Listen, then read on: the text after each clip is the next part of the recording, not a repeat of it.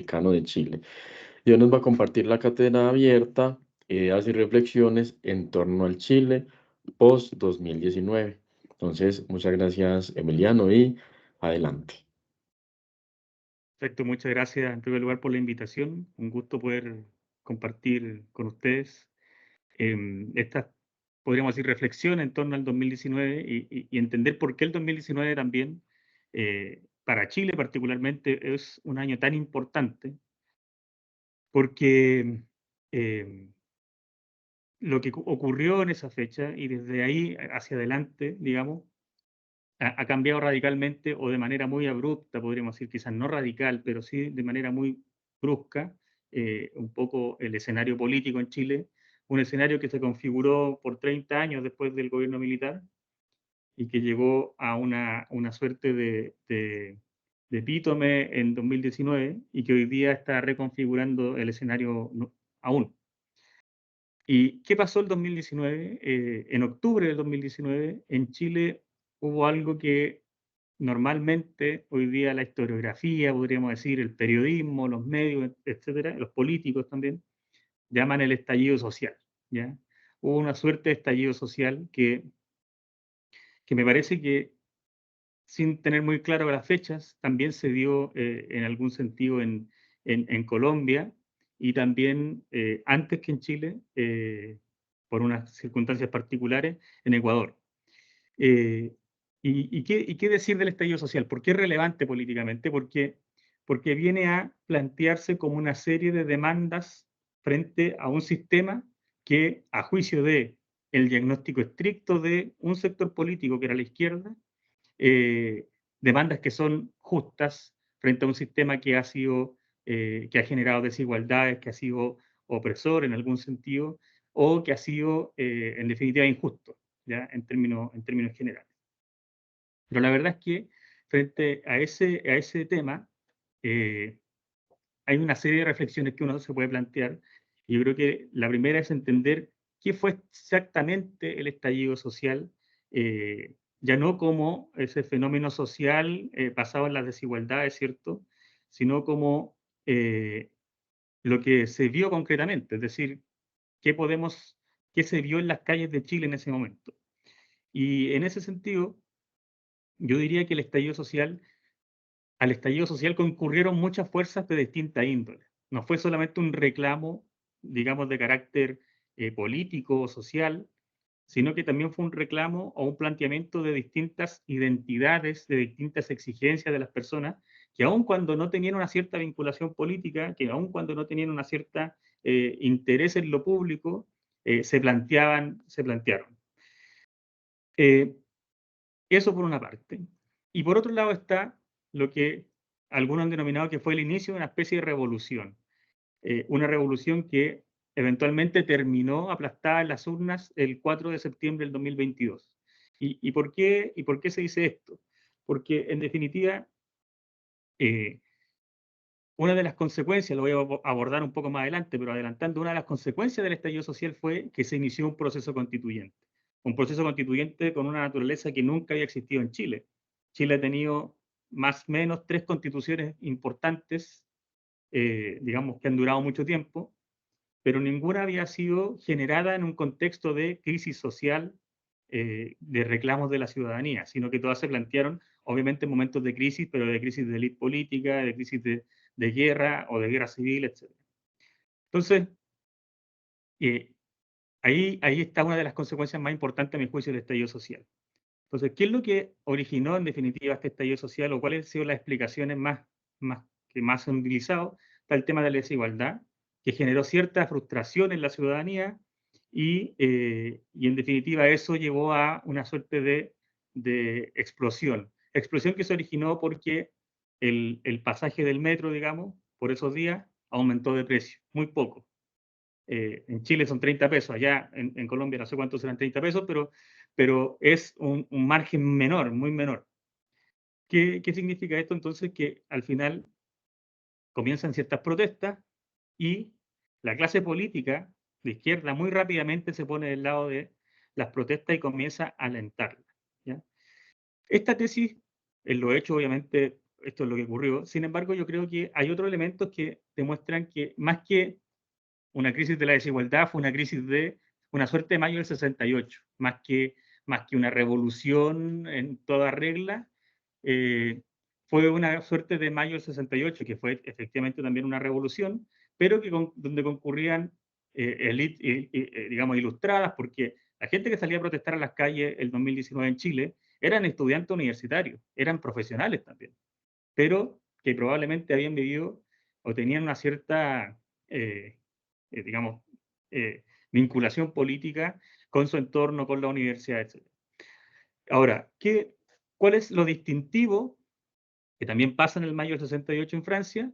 Que este fenómeno, que es un fenómeno político, es un fenómeno también cultural, que no es simplemente la gente en las calles, sino que es la gente haciendo obras de teatro en la calle, bailando, etcétera, una suerte de fiesta, una especie de carnaval. Esto luego, eh, o paralelo a eso, también tiene una expresión en la violencia, ¿ya? Y es una nota distintiva que yo creo que es muy importante destacar, porque es una violencia que es medida, es una violencia que es ejecutada de manera organizada. Es decir, hay un sentido estratégico claro detrás de esa violencia, ¿ya? Y esa violencia estaba destinada a amedrentar, obviamente, al ciudadano común y corriente, pero también a las fuerzas policiales, porque se les acusa permanentemente de estar violando los derechos humanos cuando se les reprime. Entonces, esa suerte de mezcla entre la espontaneidad de la protesta, pero con una estrategia clara, también dan cuenta de que aquí había una manipulación y un interés muy claro en que se manifestara y que en el fondo hubiera una suerte de excepcionalidad en el orden público, un cierto desorden. Y sumado a eso, insisto, que es muy importante el respaldo político. El respaldo político no solo a la protesta, sino que a la violencia. Y bueno, lamentablemente, incluso quien es ahora nuestro presidente, Gabriel Boric, en ese tiempo era diputado, apoyaba estas manifestaciones, apoyaba esta protesta. Hay una imagen muy conocida en la que se ve a él increpando a los soldados que estaban intentando mantener el orden. Entonces creo que están esos elementos eh, que es importante destacar. No obstante, hay también una grieta social que es importante, eh, que está presente siempre, no solo para el estallido social, sino que desde antes. Y podríamos profundizar mucho en eso, pero quiero mencionar tres cosas que yo creo que son fundamentales de esa grieta social. Una, que es una grieta social que tiene un origen en la destrucción de la familia, porque es progresiva, es en función de, se da en un tiempo, digamos, en el que Chile se debatieron cosas valóricas muy importantes, como el divorcio, por ejemplo, que se da porque existe una cierta marginalidad que no ha sido abordada, es decir, muchos sectores de la población se mantienen en la marginalidad, donde la droga principalmente y la falta de educación y la familia destruida generan las condiciones propicias para una suerte de desarraigo, para una suerte de digamos, de falta de esperanza por parte de la gente joven fundamentalmente.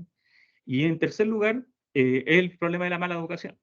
Eh, no del acceso a la educación, sino de una mala educación pública que tiene su énfasis en cosas mucho más de carácter cuantitativo que cualitativo. eh, y yo creo que estas tres cosas son lo que van generando una especie de caldo de cultivo que se demoró muchos años en manifestarse, pero que estaba ahí y estaba de alguna manera calentando y que terminó hirviendo.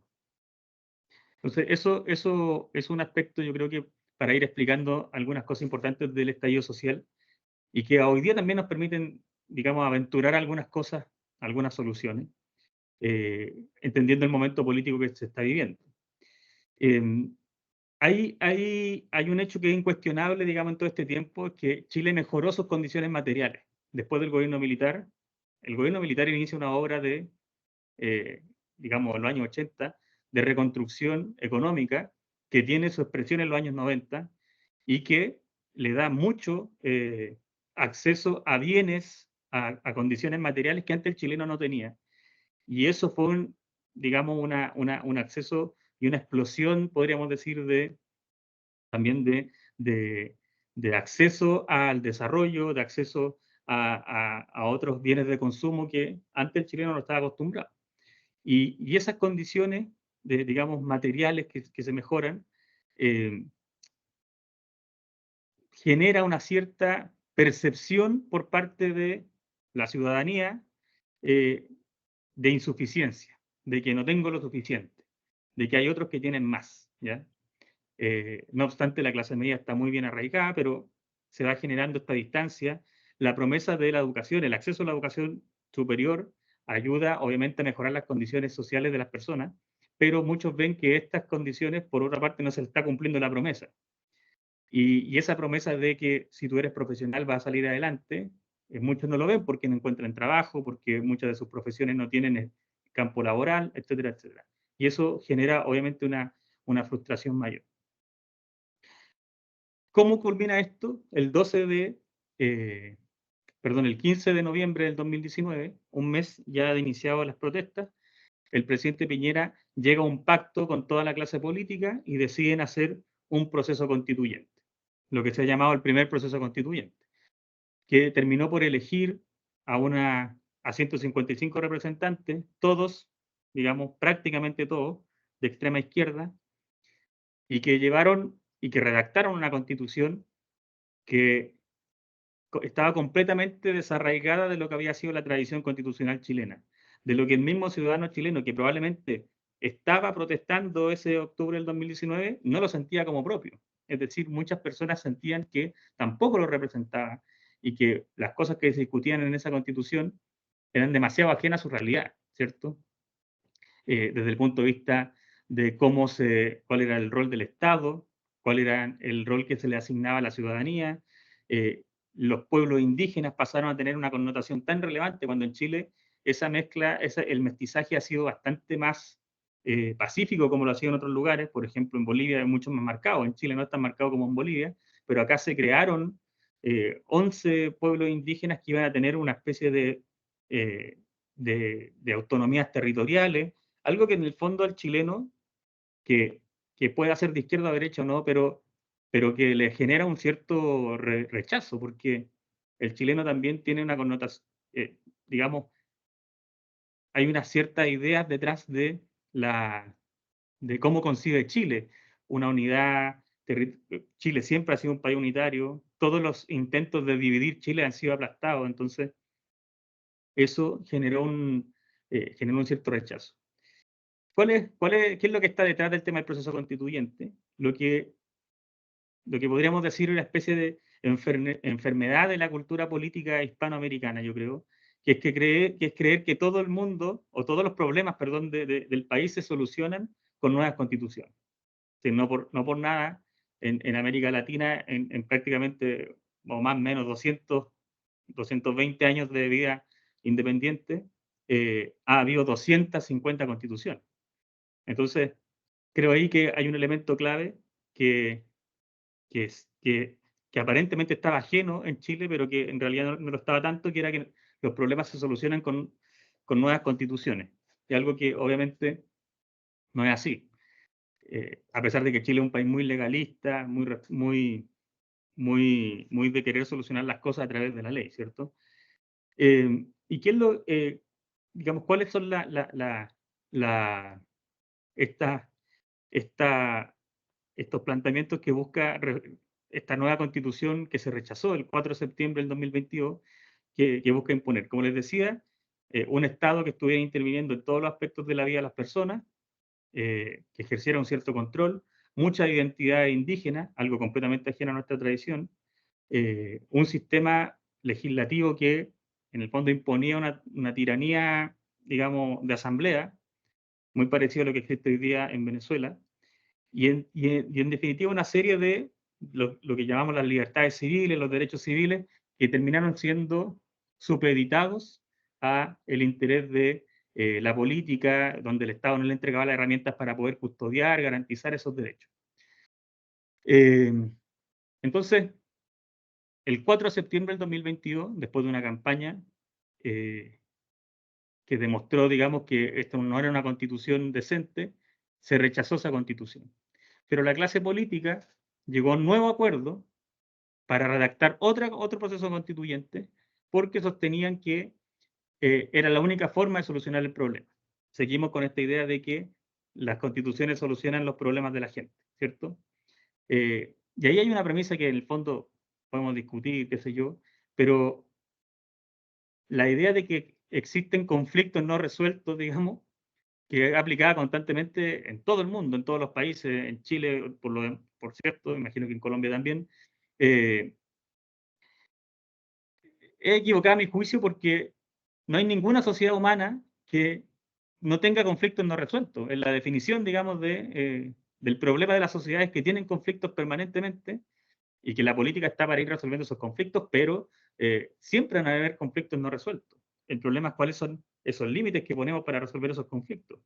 Si no existieran esos límites, digamos, o si no existieran, perdón, esos conflictos sociales o internos, eh, probablemente no habría historia y sería el fin de la humanidad porque seríamos perfectos, ¿cierto? La sociedad se fundamenta al final del día en esa, comillas, carencia en la que todos se requieren uno a otro, el principio de sociabilidad humana. Entonces, la élite chilena, la élite política fundamentalmente, con esta idea de que iba a resolver el conflicto social, pretende iniciar un segundo proceso constituyente. Ese segundo proceso constituyente se, se inició en mayo del 2023 y lo ganó la derecha, con una aplastante mayoría. Fue la vuelta de mano, digamos, de una convención que tenía una mayoría absoluta total de izquierda a una que tenía una mayoría absoluta y total de derecha. Pero los límites estaban puestos de distintas maneras, de tal manera que no había los contrapesos, digamos, hacían que uno no se impusiera sobre otro. Eso lo ganó el Partido Republicano, partido, bueno, el que yo trabajo, con quienes yo trabajo, de José Antonio Cast.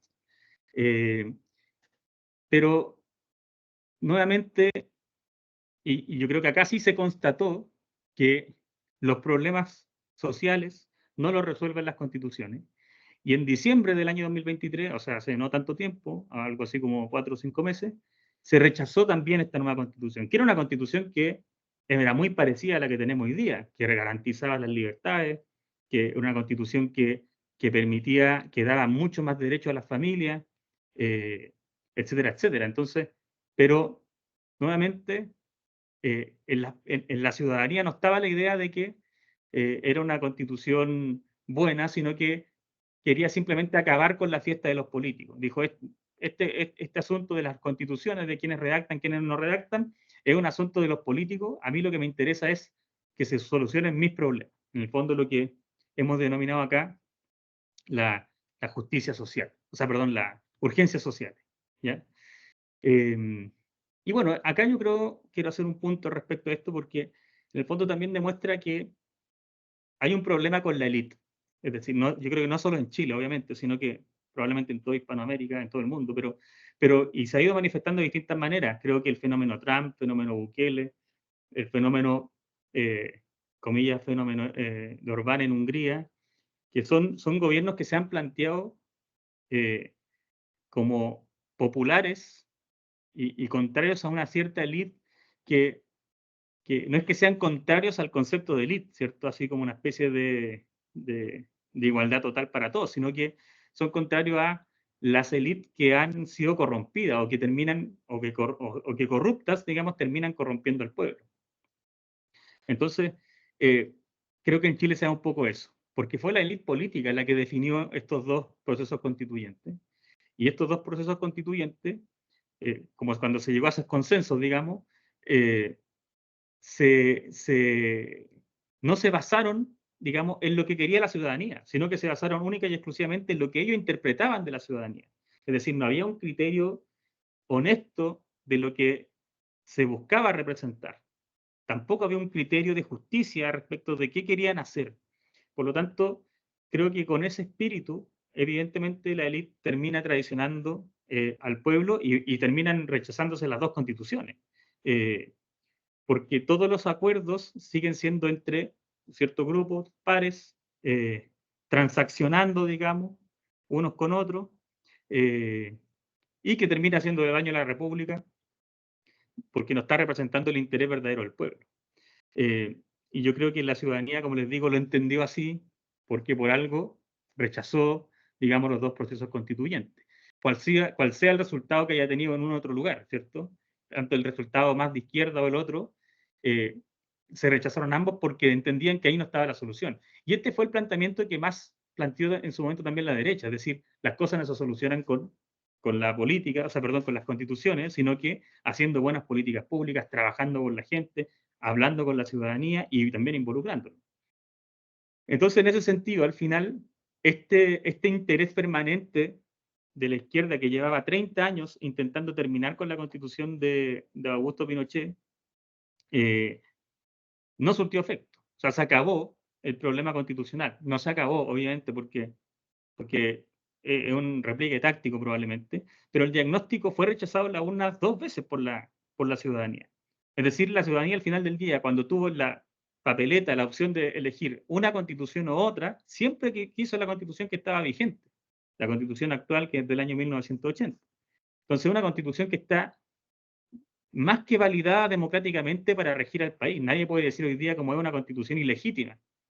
Puede haber tenido un origen ilegítimo, es cuestionable, eso lo podemos discutir historiográficamente, jurídicamente, filosóficamente incluso, pero es una constitución que hoy día está validada en las urnas 2 veces, en 2 años consecutivos y en circunstancias distintas.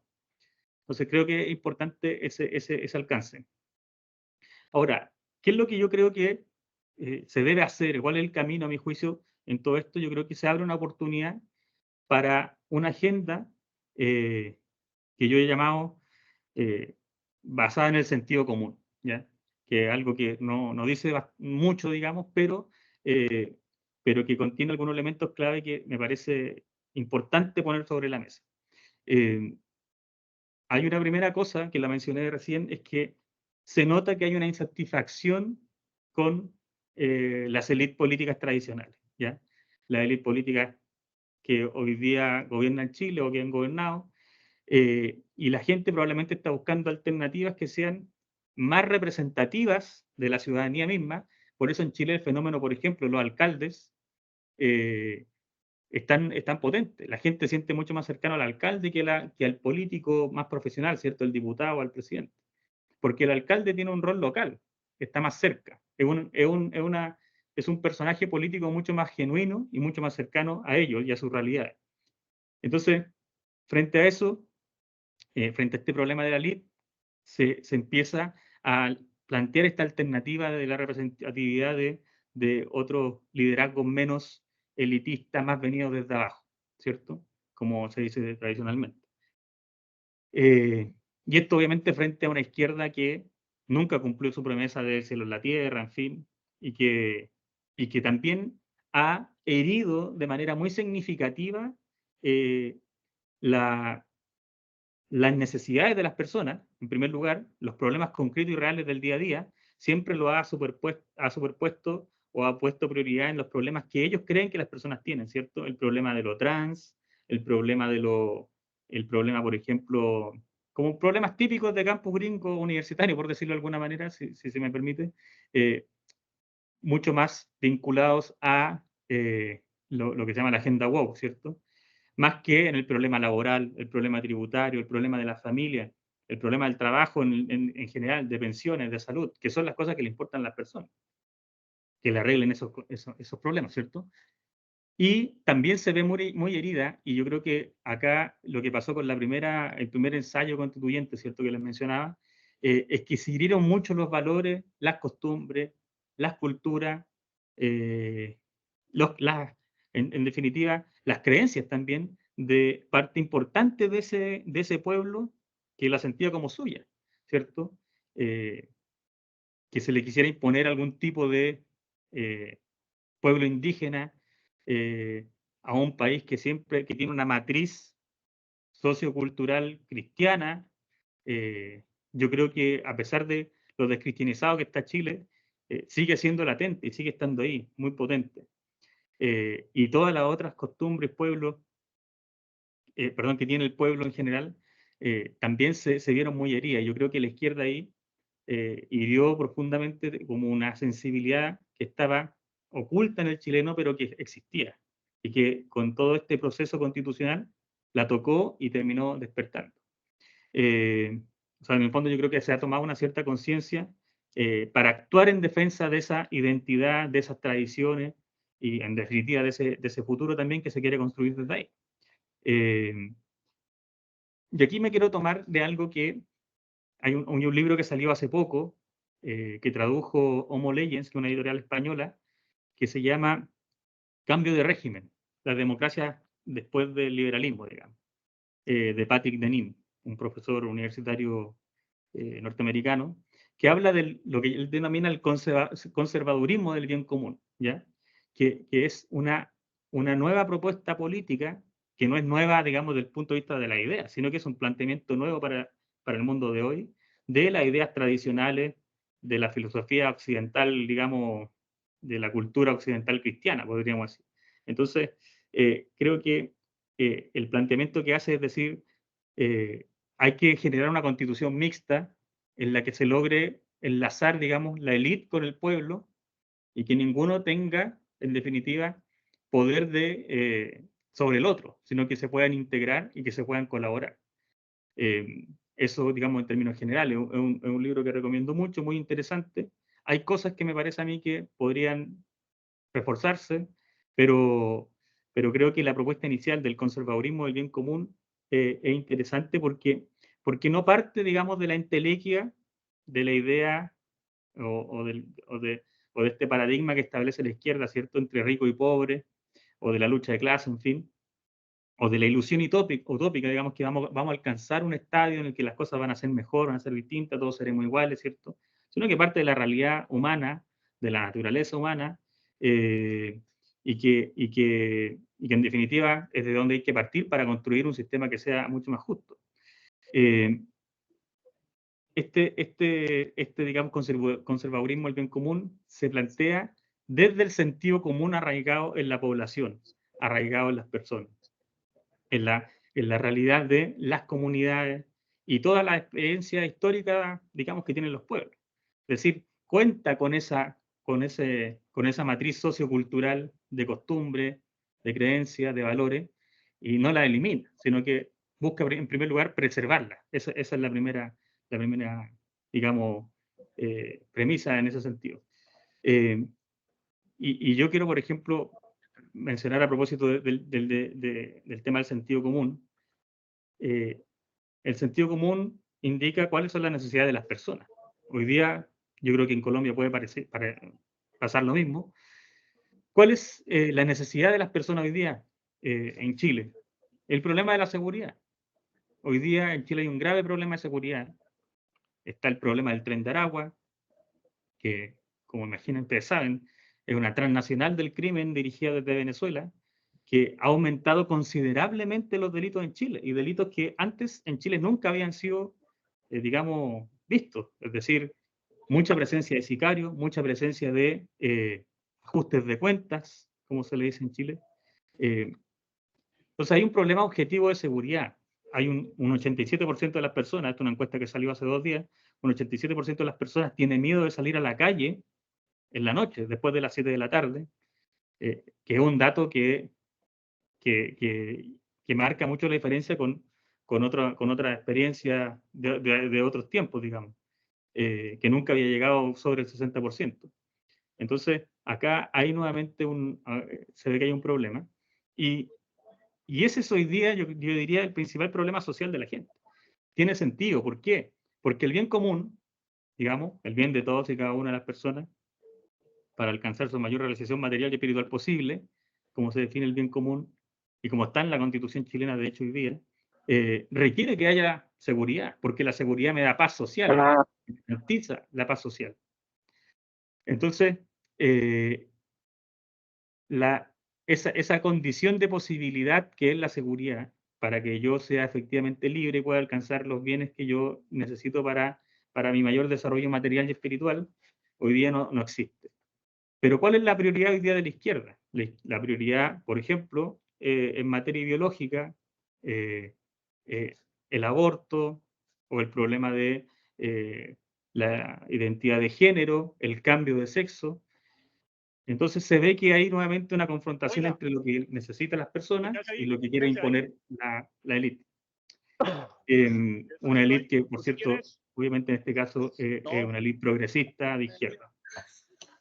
Entonces, frente a esto, el que yo creo que el desafío más urgente, me parece a mí, es una suerte de formación de élites nueva, que estén, cuando digo élite, obviamente no me refiero a una clase social, ¿cierto? Sino que me refiero a un tipo de personas eh, formada en ciertos valores, con cierto conocimiento y que busquen hacer el bien.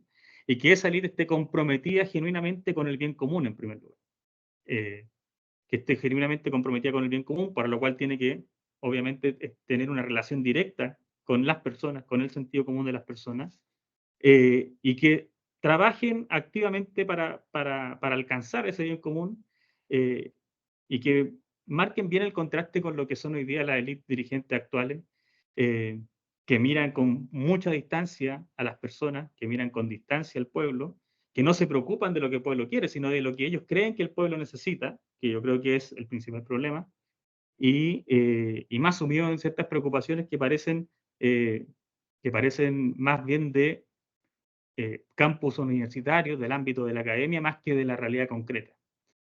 Creo que esa hoy día, frente a toda esta revolución que, como les digo, terminó el 4 de septiembre del 2022 porque se acabó el primer proceso constituyente, luego se intentó restaurar y tampoco funcionó, creo que hoy día se abre esta posibilidad de, de que desde lo social y lo político se vaya planteando una suerte de conservadurismo y bien común que busque eso, que busque generar las condiciones materiales y espirituales para que las personas, el ciudadano común y corriente de a pie, el pueblo en definitiva, pueda alcanzar su fin, los fines que se propongan.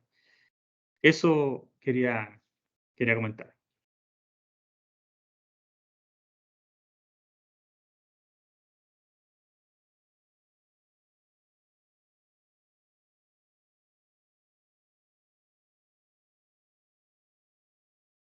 No sé si alguien tendrá alguna pregunta.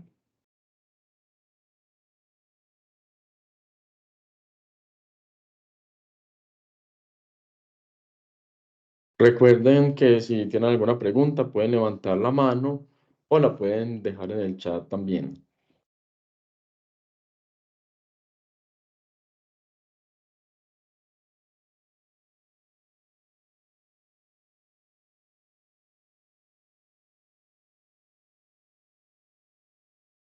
Pues yo voy a hacer una pregunta y también, pues me imagino que usted ha conocido un poco la realidad que estamos viviendo en Colombia en este momento y Sí. me gustaría, digamos, a partir de la experiencia de lo que ha pasado en Chile, digamos, ¿qué análisis podría hacer usted de Colombia en este momento del tema, en el tema político? A ver, yo creo que a mí me sorprende mucho los paralelismos que hay tanto entre Chile y Colombia. Eh, yo no conozco en profundidad Colombia, he estado una vez, estuve allá, eh, pero sí me he enterado mucho, porque me gusta mucho la política y he podido seguir más o menos desde el primer gobierno de Uribe hasta el día de hoy. Y yo creo que hay una diferencia que a mí para estos efectos me parece gravitante. Es que yo, como les digo, no conozco el detalle, pero sí puedo ver, por ejemplo, que hay una cierta movilización, digamos, de ciertos grupos políticos o sociales en las calles. Y eso en Chile no existe. O sea, eso es un patrimonio y es un monopolio exclusivo de la izquierda, ¿ya? Es un patrimonio exclusivo de las personas que están, digamos, que están promoviendo el cambio, pero de resistencia hay muy poco. Es decir, cuando les digo, por ejemplo, que el 4 de septiembre del 2022 se rechazó esta constitución, digamos, utópica, marxista, eh, efectivamente fue un 62% de la ciudadanía, con voto obligatorio. Al final fueron 11 millones de chilenos los que lo rechazaron. Pero eh, nunca esa gente, ni siquiera un 10% de esas personas, salieron alguna vez a defender esos puntos de vista a la calle. Al contrario, está más bien oculto. Entonces, hay una menor capacidad de movilizar que la que yo al menos he visto de organizar que tiene ciertos sectores sociales de Colombia, sociales obviamente y políticos, y que yo nunca vi en Chile. Pero sí hay un fenómeno que pasa mucho que a propósito de todo lo que pasó el 2019, mucha gente que antes no estaba interesada en la política y que vio la avalancha de violencia que se cernía sobre ellos, este huracán de destrucción y agresividad, que reaccionó y se involucró en política, teniendo tradiciones políticas muy distintas. O sea, mucha gente que yo he conocido que venía de tradiciones políticas de izquierda, con esto le cambió completamente su punto de vista y se hicieron de derecha y de posiciones de derecha muy, muy marcadas, porque influyó mucho. Y yo creo que ahí hay un elemento que me parece a mí que es distinto entre lo que pasa entre Chile y Colombia. Y lo otro es que me parece que la clase política colombiana es mucho más valiente que la chilena, para decir las cosas. La clase política chilena es muy dada al transaccionar, al, digamos, al negociar, al llegar al acuerdo. Que, insisto, yo creo que el problema, obviamente los acuerdos son necesarios, pero siempre y cuando tengan o partan de la base de ciertos criterios mínimos de justicia, ciertos criterios mínimos de honestidad. Y creo que eso en Chile no se da, y es una clase política dispuesta a transar lo que sea para mantenerse tranquila y que nadie los moleste. En cambio, me parece a mí que, al menos la política en Colombia, es mucho más frontal en ese sentido, y está más dispuesta a ser impopular de lo que ha sido en Chile. Y ustedes ven la receta, digamos, típica de la izquierda. En Chile, Gabriel Boric llegó con una nueva constitución, con una reforma tributaria, con una reforma de pensiones, o pensional, como le dicen ustedes, y con una reforma a la salud. Y yo veo Colombia, y Colombia llegó el señor Petro con una reforma tributaria, que entiendo perdió, una reforma pensional, que creo que se está negociando, una reforma a la salud, y ahora quiere un proceso constituyente. Que el proceso constituyente es la receta tradicional de la izquierda hispanoamericana, que tiene poder y quiere cambiar la regla del juego para perpetuarse en el poder. En Chile eso lo pudimos detener 2 veces, eh, pero yo creo que como lección para el pueblo colombiano, lo clave en el fondo es mostrar que cuál es el abuso al que puede llevar una asamblea constituyente, tanto como lo fue en Chile o como lo ha sido en otros países. En el caso de Bolivia, aunque el caso de Venezuela ya es un caso extremo, ¿cierto? Como mucho más claro, ¿cierto? Pero, pero creo que es importante evidenciar, manifestar cómo eh, estas asambleas constituyentes están hechas precisamente para coartar las libertades y generar reglas a la medida. Eso. Muchas gracias, Emiliano. Teniendo en cuenta también pues, lo que nos compartías del paralelismo que hay entre digamos, esta dinámica política de nuestros países, ¿qué creería usted, aunque obviamente esto es algo hipotético, que viene ahora para Chile? Yo creo que hoy día Chile tiene, y por eso yo lo planteo, ¿cierto? Como en términos de que hay una oportunidad para digamos, unas ciertas ideas políticas que están cuajando en la ciudadanía. Eh, si uno ve la foto de hoy día, 23 de abril del año 2024, Chile pareciera que es un país, digamos, en el que en poco tiempo vamos a salir del letargo en el que estamos, letargo económico, porque se va a acabar este gobierno de izquierda y puede eventualmente llegar un gobierno que promueva mucho más ciertas políticas económicas de progreso, etcétera, etcétera. Pero hay un sustrato que creo que está muy difícil de arreglar, y por eso creo que es importante este interés por formar una nueva élite que entienda este problema. Y esto no va a cambiar con un gobierno de derecha, es decir, probablemente la derecha que llegue al poder va a seguir siendo una derecha materialista que también va a partir de premisas equivocadas. Entonces yo creo que todo pasa por penetrar socialmente desde los cuerpos intermedios, generar una cultura en torno a ciertos principios, ciertos valores, generar medios y organizaciones de presión que estén movilizándose constantemente para eso, eh, para que los partidos y la cultura misma del ciudadano de a pie empiece a moverse en un sentido u otro. Creo que eso es lo que toca hoy día porque están las condiciones, están, está el ánimo, que yo creo que es lo más importante. La gente vio que si se activa pueden cambiar las cosas. eh, y también el escenario como se está planteando está muy favorable porque es un gobierno que eh, está muy venido a menos, es un gobierno que ha sido radicalmente de izquierda, pero que no ha podido cumplir nada de lo que ha dicho, y de alguna manera eso sí genera un problema de digamos, moral, en el ánimo del adversario, que a mi juicio hay que saber utilizarlo en este momento.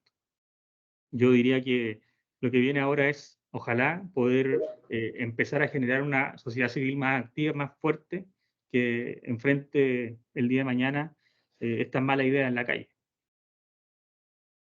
Muchas gracias, Emiliano. Emiliano, tenemos una pregunta en el chat. Dice, en la actualidad vivimos en un mundo altamente globalizado, lo que nos hace estar más interconectados entre países. ¿Cuál fue el impacto, o digamos que el estallido social que hubo en Chile en el 2019, qué impacto pudo tener en Colombia? Inclusive agregaría yo, en diferentes países, porque me imagino que en diferentes países puede tener un impacto en mayor o menor proporción. Sí. A ver, yo creo que acá hay muchas tesis respecto de cómo ya la expliqué, ¿cierto? ¿Cuál es el origen? Si había condiciones materiales de posibilidad, yo creo que sí, pero hay elementos que dan a entender de alguna manera que acá sí hubo ciertas conexiones, ¿ya? Entre los distintos fenómenos, distintos estallidos sociales. A mí me genera mucha curiosidad que, que esta suerte de fuerza callejera que asusaba, que agitaba a las personas en la calle, en Chile llamada primera línea, también se llamaba primera línea en Colombia. Puede ser que se tomó el nombre y en fin. Pero me llama mucho la atención eso.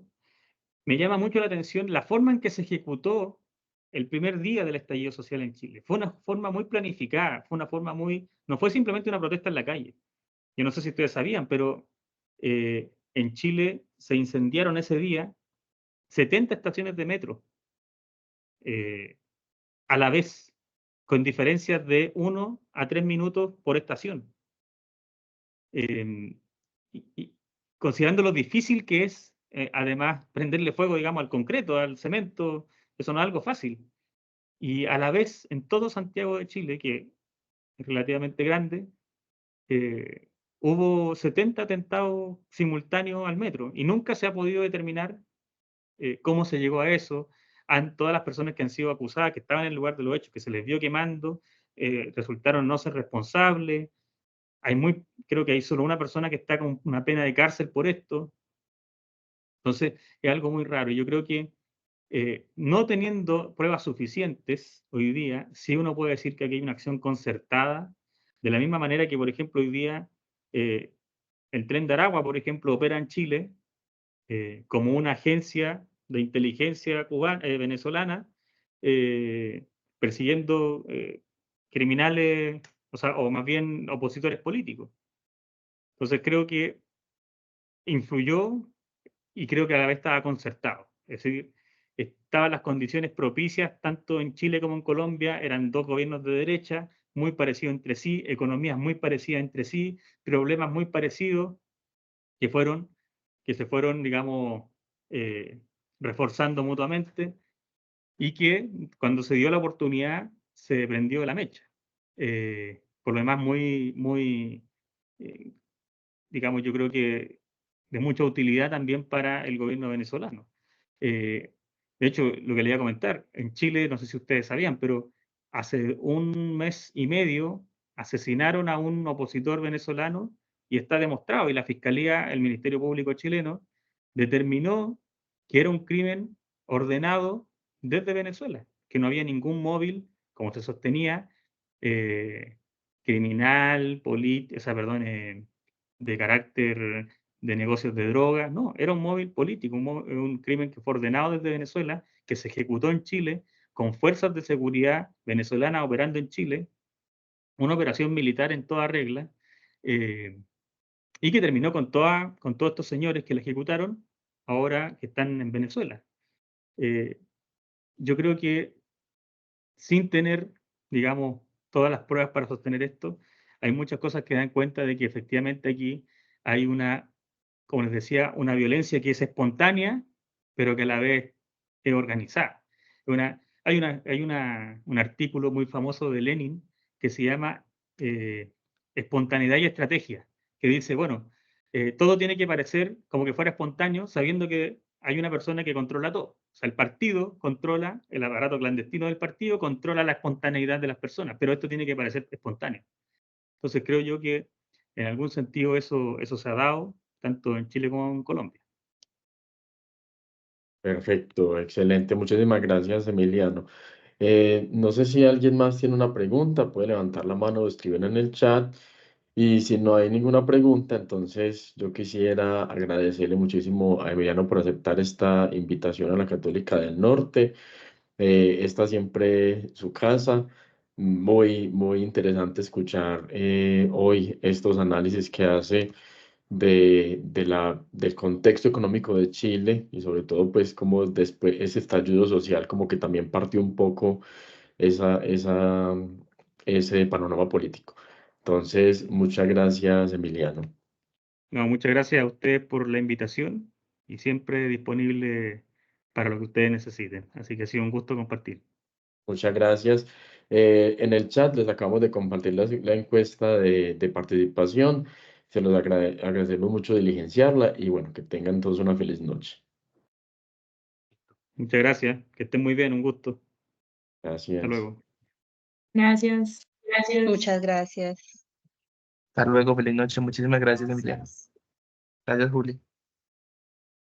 A ustedes.